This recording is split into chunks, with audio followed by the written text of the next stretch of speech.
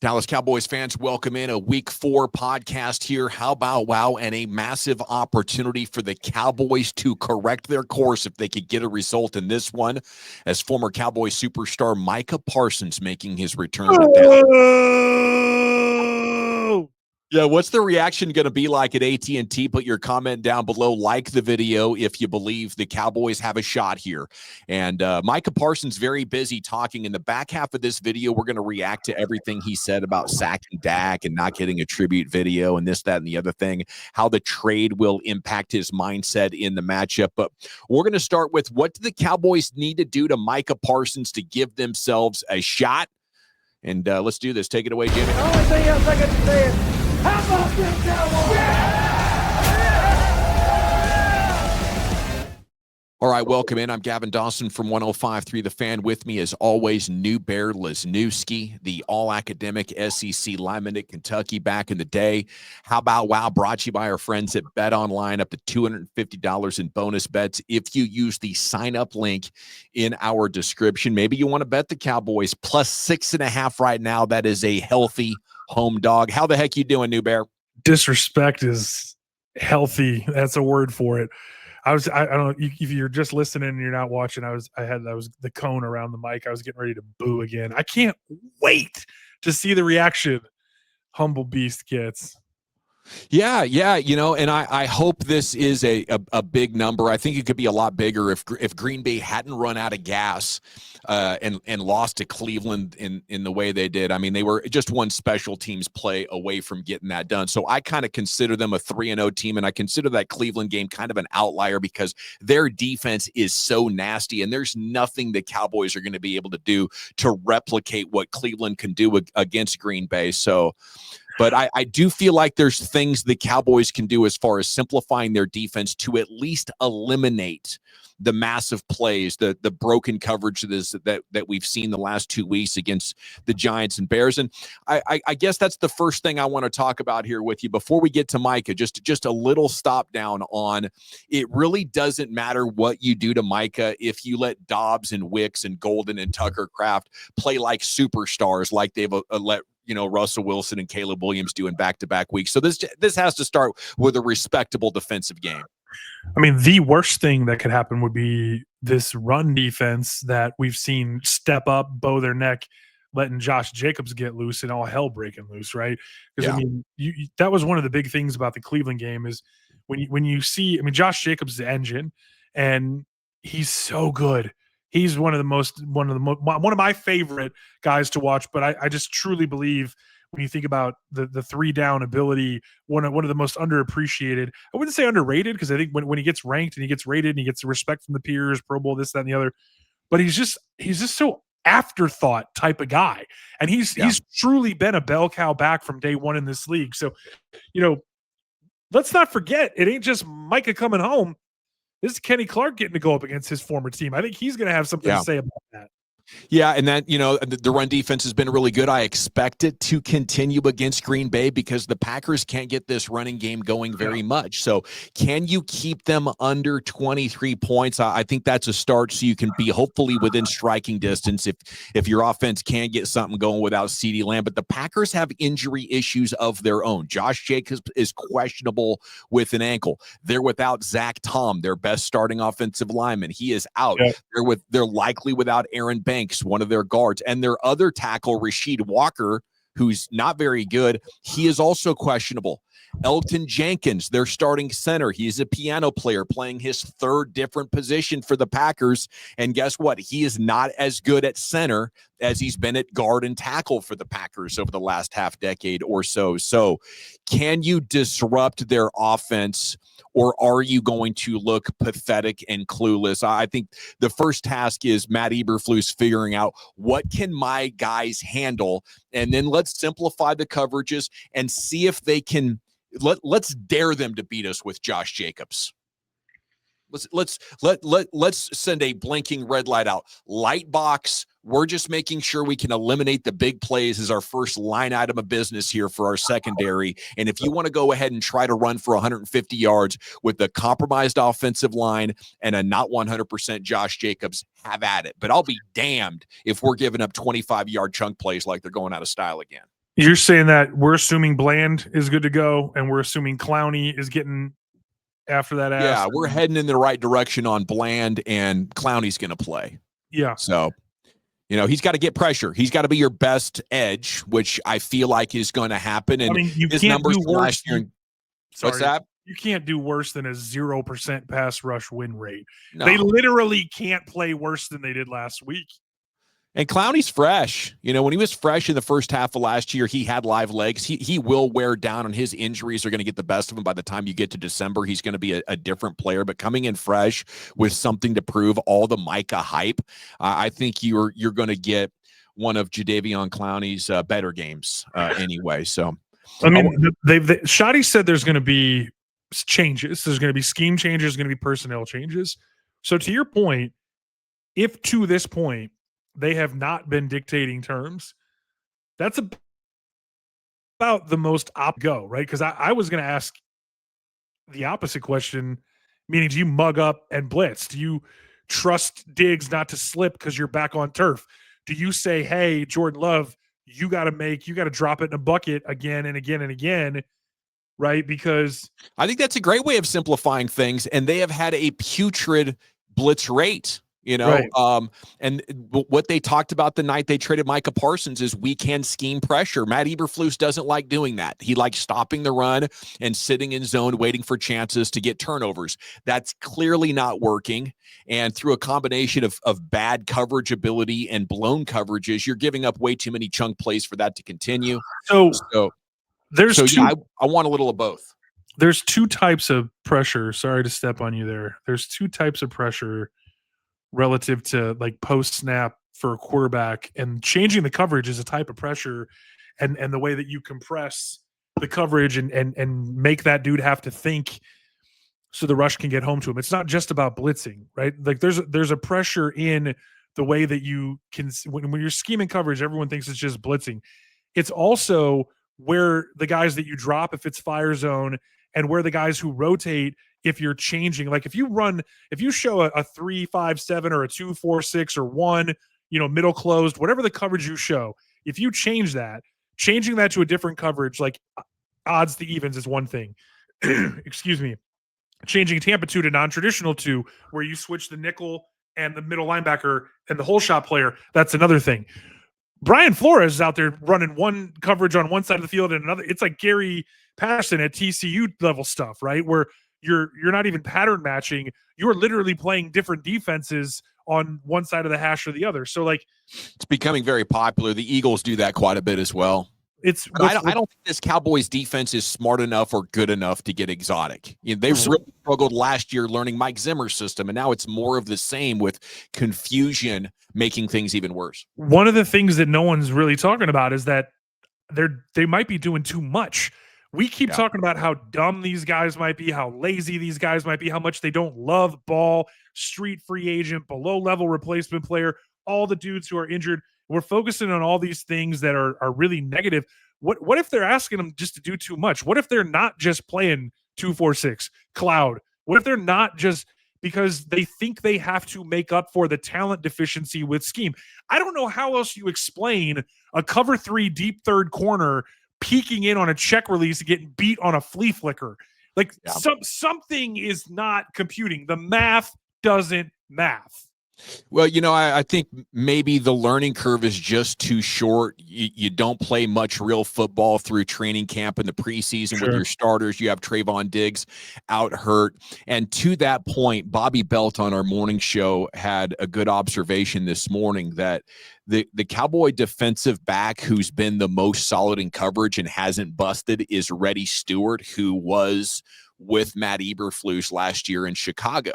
And as you're looking at taking a player off the field to put Deron Bland back in the mix, they aren't going to Reddy Stewart, who they added in the final week before week 1. They pulled him off the street. So They're talking about, eliminating Kyer Elam from the starting lineup. And I think that right there is a sign. And Bobby's point was these guys just need a lot more time on task for this to become instinctual and for them to understand it. So what do you do in the meantime? Hopefully by Thanksgiving, we're heading in a good direction and there's not as many busted coverages and you can just ask your guys to execute. But that's really point one of how do you beat Micah Parsons and the Packers. It's that you stay in the game defensively and don't let them get to 30 points before you're even in the fourth quarter. So how am I going after Micah is the second branch on this topic tree. And I want to turn this thing into a prize fight. I want to try to break Micah down like we're in the 80s trying to knock the quarterback out of the game. Once we do that, or once we have schemed this thing so well that he is not in Dak's face and destroying Tyler Guyton or Terrence Steele or wherever they line him up, they're going to move him around a lot. So this might be easier said than done, but I'm going after it. I'm going to do the counter thing where TJ Bass is pulling and Hunter Lipke or Brevin Spanford is coming down that line as well. And we're going to throw two dudes out there into the C gap, head hunting Micah Parsons in the run game. Okay. So that's the first thing I want to do.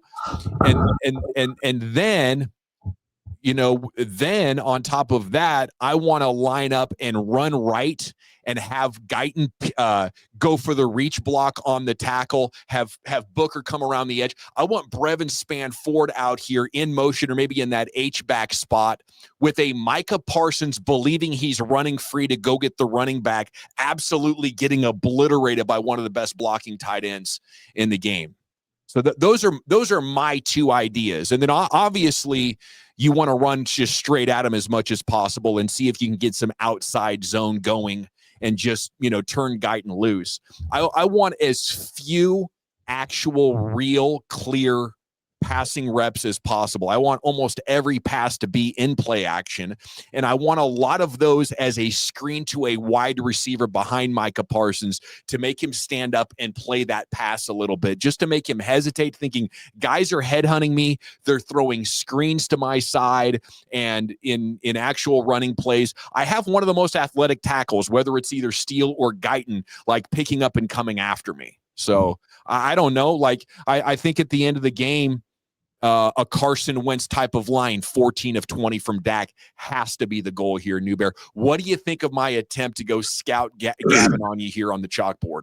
Dude, I was hoping you were going to bring up Lipke, because if this is the perfect type of game where you use his skill set, not even just to your advantage, but to disadvantage someone. Otherwise, why does this dude have a jersey number and a helmet on game day?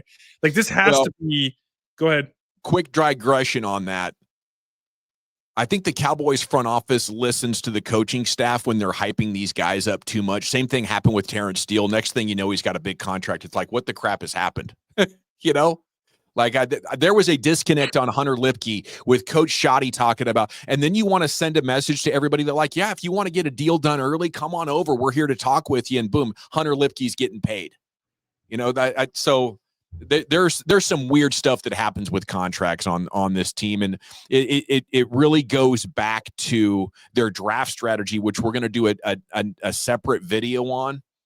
They let the coaches get so involved in the draft day.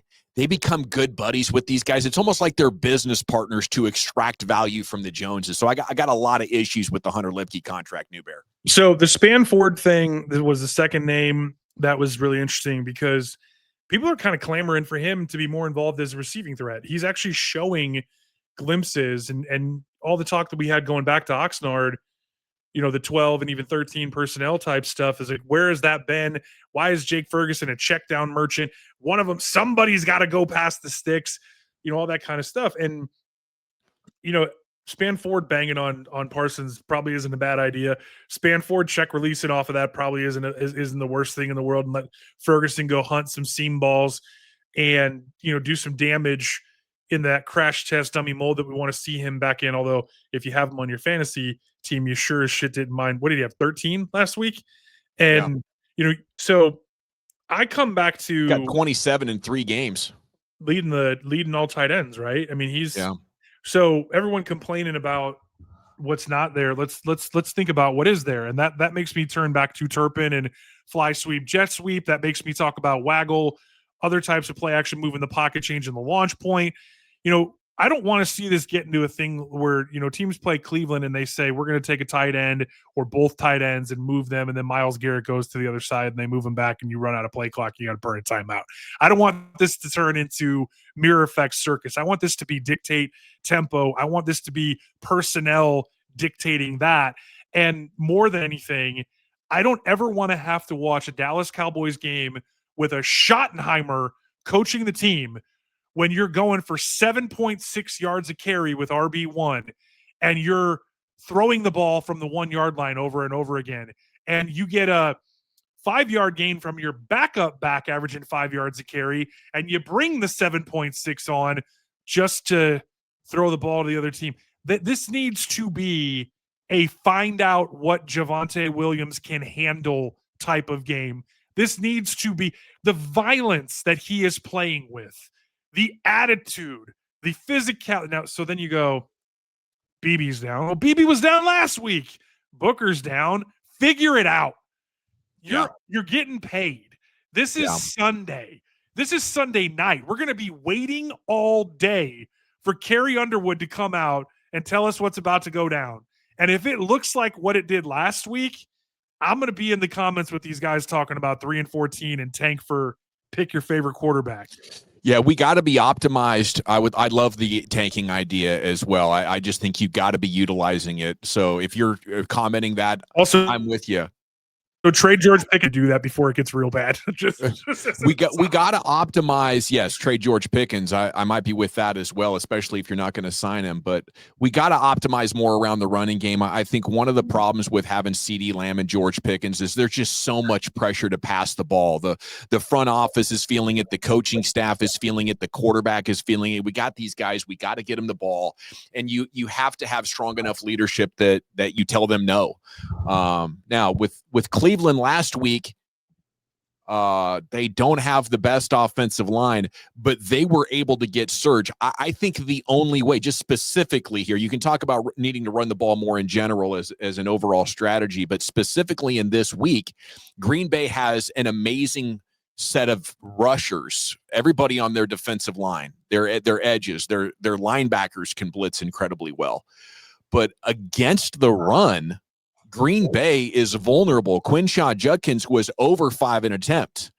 Yo, that dude just couldn't get first downs. I told everybody that I was pissed that he went to Cleveland because I wanted to root for that kid. I was pissed that he went to Ohio State because I wanted to stay rooting for him at Ole Miss. Quinshawn Judkins is a dog, man. Yeah, and they just couldn't score points.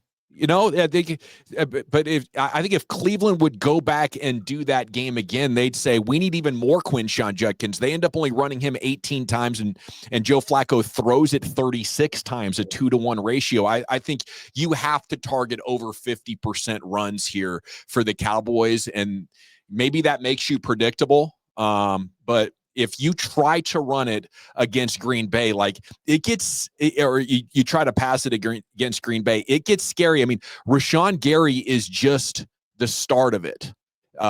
You have Van Ness, you have Kingsley Enagbare, I think a South Carolina guy. You have the defensive tackle Colby Wooden, 250 or 275 pounds at 6'4". The guy looks like an edge, but he's rushing from the inside. And the players that they continue to bring in waves, if you let them hunt your quarterback, you're going to put Dak Prescott in, maybe possibly a medical situation. So one of the things that I've been thinking a lot about, and this is how we're going to litmus test the people tuned out when I was joking about trading George Pickens. I was saying that only in a tank situation and in like a funny thing where Pittsburgh still needs a wide receiver too because they sent him. But the litmus test about if you're still listening, if you're still with us, or if you're just hammering us in the comments about these idiots want to trade George Pickens and tank. What I'm saying is dictating tempo again and going Good back. idea. But going back to personnel and dictating some of this stuff, okay? Yeah. Let's talk about 3-level stretch. Let's talk about flood concepts. Let's talk about sail routes.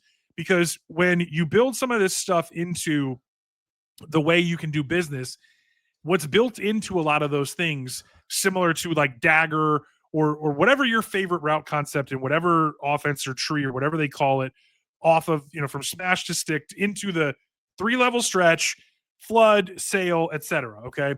One of the things that's built into a lot of those things by personnel is a check release. So when we talk about vertical stretch, horizontal stretch, triangle stretch, right? Whether you're trying to break apart the defense, all the things that we're talking about, moving the pocket, changing the launch point, check releasing on Micah Parsons' ear hole in that mother bleed, getting Ferguson not as just a check down. Like you want to put him in a place where he's got a chance to go flag, corner, deep out, deep over, and use George Pickens on the backside post, or use George Pickens on the front side, up hook, takeoff, sluggo, whatever you want to call it. Okay. So that everything that we're talking about having a concern for being a problem, which is what? Protecting Dak first and foremost, getting Ferguson back to crash test dummy versus check down, and before maybe even both of those, keeping George Pickens from crashing out. You know what I'm saying? Like, how do you address all those things at the same time? There are ways to do that by personnel, by concept, and then also coming off of the fact that we're assuming, because of everything we've talked about, the Cowboys' success and the Green Bay Packers' lack of against the run. Like, this game does not just have to be about Micah Parsons' game wrecker, homecoming. How do we not let the season fall apart and turn into tanking for, I almost just said Tua, but like dictating the fight that you are about to have to save 2025. Yeah, that's what this week comes down to. You go to 1-3, and then you're going to be looking at the Jets and Panthers and hoping, oh no, I hope we don't lose to those teams as well. But if you do that could set up what I think actually a lot of people are hoping for. And I don't want to diminish the team tank mindset, because of how important it is for this team to find a real edge rusher. Like, their failures in the second round with these edges is just, I mean, it defies numerical expectation. You also are going to need a new right tackle. You probably are going to need a new wide receiver if you don't want to pay George Pickens. Like, there are so many needs on this team. You need another corner, and that's even before you probably let Trayvon Diggs go. So the blue chip kind of asset that you can get in the top 5 of the top 10, like the pick of Tyron Smith at 9 in 2011 is really what set up everything. And then Zach Martin at 14. A couple of years later, kick this thing into the stratosphere. You're only going to get so many Tyler Smith, Travis Frederick, DeMarcus Lawrence. Like, over the last 15 years, at the end of the first round or the start of the second round, that's about all you got as far as harvesting actual value from late first round and second round picks. And if you're going to have a big time turnaround, it's in finding all pro players inside the top 10. So yeah, when the Cowboys lose in a year like this, it's frustrating, but there's also a part of me that's like, all right. And when they were winning last year in December, I was like, no, we need 5 and 6 win seasons at absolute most if you're not going to be a contender. If you're not a contender and you're trying to eke out a playoff loss, I think you are actively making your Super Bowl chances lower. Well, I mean, winning games with Cooper Rush was not a happy accident. It was just an accident, and I mean, they played pretty good defense, and they made the game plan so boring. They were playing Steelers football. Winning 1-score games. Tomlin West, acting like you were getting somewhere. So as you go through, I mean, it just hit me in the face like a bag of you-know-whats. I mean, this is a must-win game. Yeah, this is a must-win game, because let's say this: if they were to lose the Green Bay Packers, you're 1-3. Then you absolutely have to beat the Jets Jets and the Panthers to get back to 3-3, or we're talking about tanking. Yeah. If they win this game, think about how different the conversation is. You beat the Packers a week after they showed so much vulnerability last week that the feds investigated them for tanking in a $1 billion betting scheme. Like, that's how good the Cleveland defense is. That's how bad Green Bay was last week. Yeah.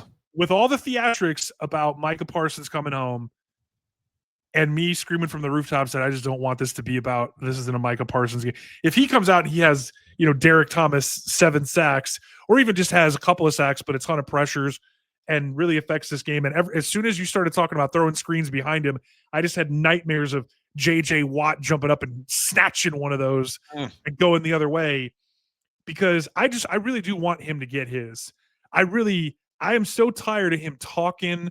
I was tired of him talking on a podcast during the season, having guys from the other team right after they just whip their ass.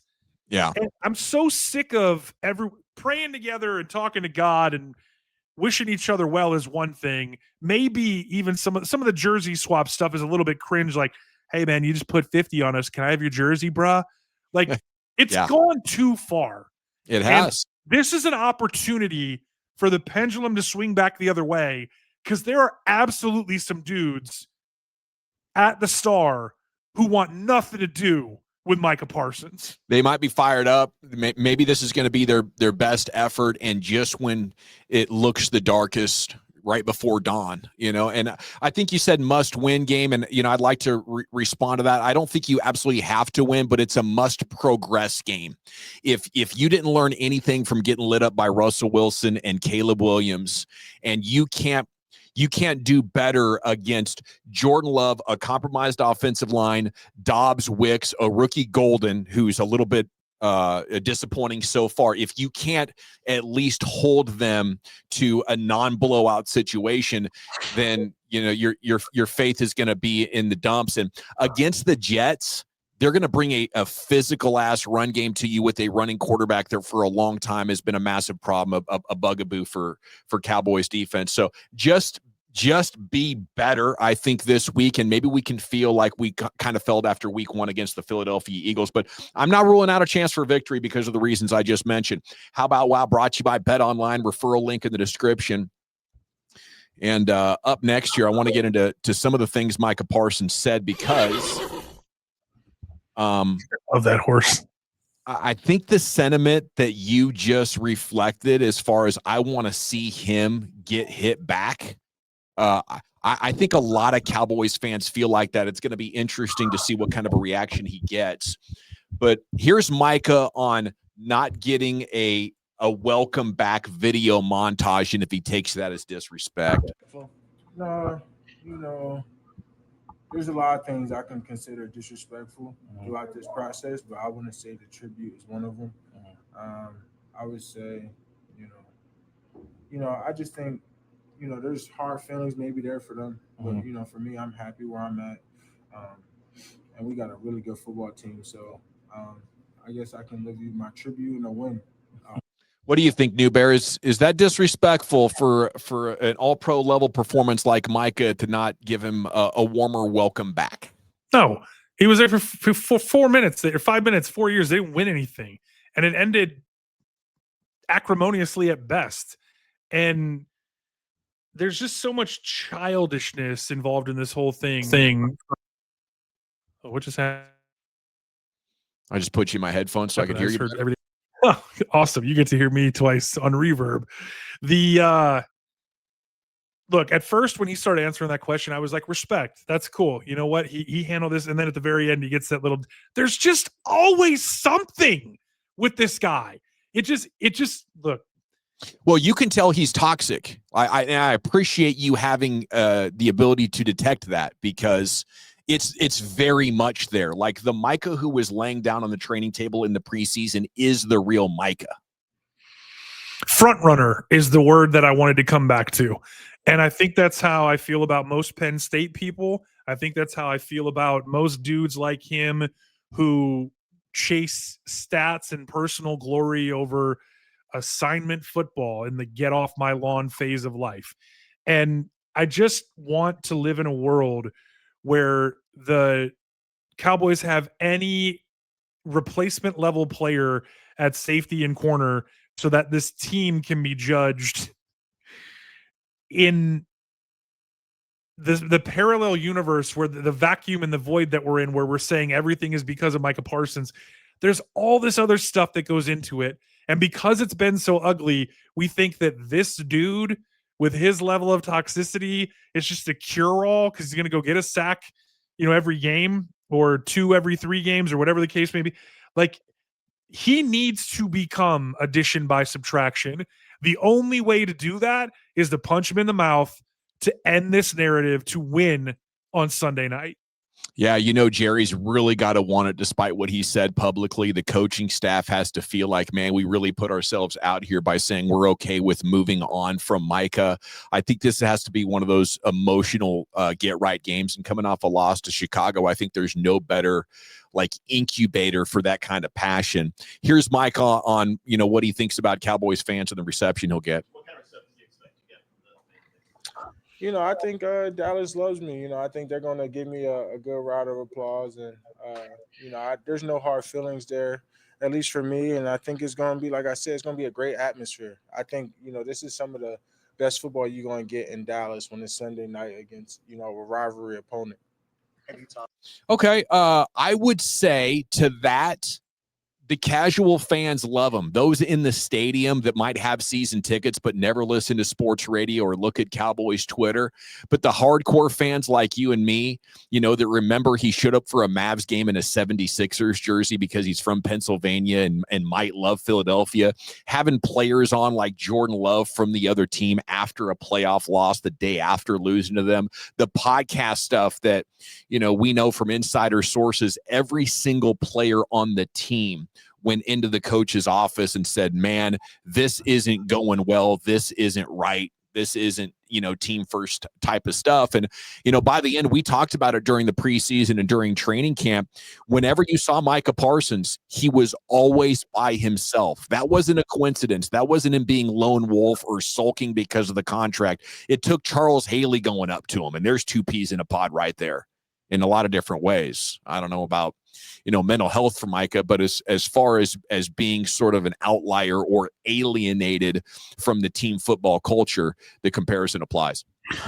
Yeah, comparisons are ugly, and I just was thinking back about it, and I was like, man, I don't remember having the same visceral reaction to the Phila, but I remember why now. Is because it was Maxey. It was a Kentucky guy, He's a Garland guy. And he was a DFW guy. That's how he kind of made it fit. Yeah. Yes, and that was why. But that's the thing is that's what I mean is that there's always you have to make an excuse.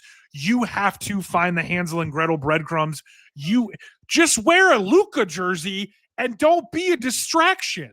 Yeah. And as you just really unpack everything, I mean, this is going to be. I mean, tell me you're a geriatric millennial without telling me you're a geriatric millennial.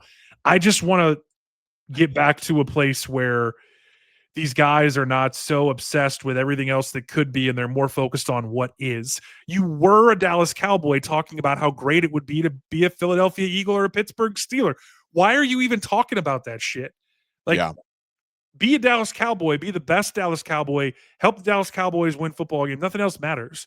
But it's a different era and it's a different world, and that's why this stuff is also fascinating because they do have their own platforms. It's not just a brand. It's not just a shoe deal.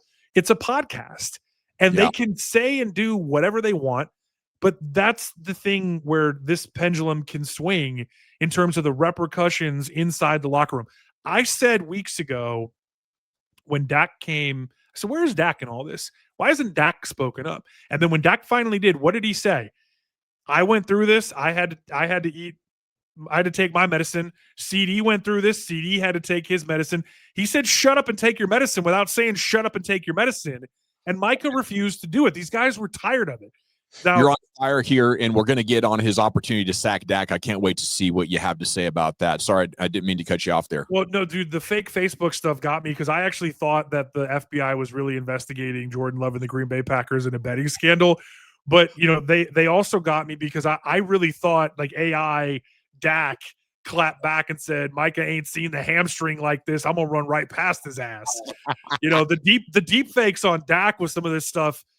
And look, man, Dak's going to have plenty to say. Look, Dak wasn't innocent in the Jalen Carter spitting incident. Dak had plenty to say. He just also spit in a way that allowed him to be vindicated on tape with the eye in the sky. Truth about him. Yeah. Dak's got a lot to say. Dak just does it in a play. Dak knows where the cameras are. Dak's a real life dog. Yeah. He just knows how to put on the corporate skin. Yes. Yeah. Yes, you can. Yes. And I like that about him. But I wanted to also add this. It sucks for Micah that his teammates were so against him podcasting, because he really just wants to engagement farm like Jerry and blow up his brand. And, being on the Cowboys that are so focused on the business side of it, I can't be too disappointed in him for that. But I think the players might look at it and be like, yeah, we don't like it when Jerry does it either. We have to ignore that, and it makes life worse. Like you even said, it was a toxic living hell because of the engagement farm Jerry was doing through your negotiation. Like, it's not good. It is a distraction. It's one thing if the owner's doing it, we can at least all agree we're going to try our best to ignore it. But when you're also doing that from a player's perspective, it compounds the distraction. Yeah, but how about do it in the summer? Like do whatever you want. Go to Greece. I mean, Caleb Williams was in Denmark the whole offseason with his model girlfriend, training and living his best life. Go do whatever you want. Go be on the cover of GQ, podcast and talk your shit. But just don't do it during the season. Don't do it with dudes from the other team after they just walked in and beat you. Don't do it. And don't do it. And then don't whine about it when the whole team comes and does the Rudy thing and puts their jersey on the table to shut you down. Okay, now I can't wait to hear what you have to say about his thoughts here. I guess this was with the AP. I don't know who was interviewing him, but he was asked about the chance to sack Dak. What do you make of his answer here? It's gonna be painful. You know what I mean? Dak's my guy. He was always like a good mentor for me. But you know what it is. I always told him if I ever faced him that it'll be a great matchup. So I'm excited to see what Sunday brings itself. What is going on with him? Is he is sponsored by Invisalign or something? Like what is braces? He's got like some invisible braces. Invisible braces. Okay. I couldn't figure out the first time I saw that. I was like, someone have a few adult soda pops before they opened up the interview. But the thing that's really interesting is when you first hear that, you go, it's going to be painful. When I read it on Twitter, I thought he was talking shit because he's saying I'm a crush Dak. But then when you hear him say it and there's a softness to it, he's saying I think he means it's going to be painful for me. It's going to hurt my soul. This is going to be a hard thing. And then you realize, you know what? You're a soulless man. But he's kind of an evil genius because that's a double entendre level talk radio. You know what I'm saying? Like take what you want, engagement farm how you do. But look at the little smile after he says, "Oh, it's going to hurt." It's gonna be painful. He's like, he knows exactly what he's doing. Yeah, I don't believe him. I think it's gonna be painful. You know what I mean? Look what the thing he does with his nose and his lip curling up just a little bit. It's like his body language is trying to do one of those things the FBI is looking for when they tell you what to look for with a liar. Time is a flat circle. We are all living in a simulation. There's a grease board right over his shoulder with like 3 or 4 lines they thought about. And then he just read that one. How many times do you think he practiced that in front of the mirror? Yeah. Look, man, you can dog dudes. And I just did. I don't like Micah Parsons. I don't like his body language. It's just, but you ask me a question, I'm going to tell you, right?